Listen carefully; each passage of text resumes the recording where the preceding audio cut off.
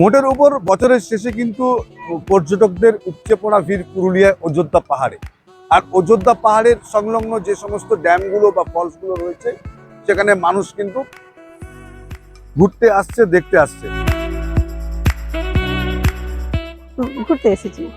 কেমন লাগছে খুব সুন্দর পরিবেশ? পরিবেশ বেশ ভালোই, মনোরম পরিবেশ।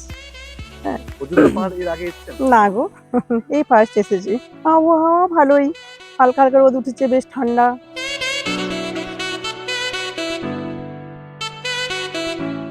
খুব ভালো লাগছে। বছরের শেষ দিন হ্যাঁ, বছরের পিকনিক করতে না ঘুরতে? ঘুরতে পুরুলিয়া এর আগে এসেছেন? এই ফার্স্ট। কেমন লাগছে অযোধ্যা পাহাড়? খুব সুন্দর। কোথা থেকে এসেছেন? বাঁকুড়া।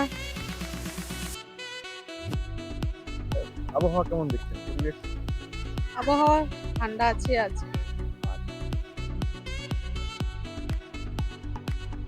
অযোধ্যা পাহাড়ে গেলেন, পরিষ্কার পরিচ্ছন্ন বা সেফটি কিরকম লাগছে?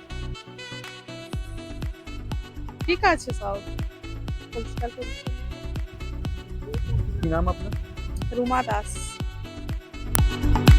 বেশ কয়েকজন পর্যটকের সঙ্গে কথা বললাম এবং যারা জানতে পারলাম তারা প্রথমবার এলো, কিন্তু খুব ভালো লেগেছে এই পুরুলিয়া অযোধ্যা পাহাড়।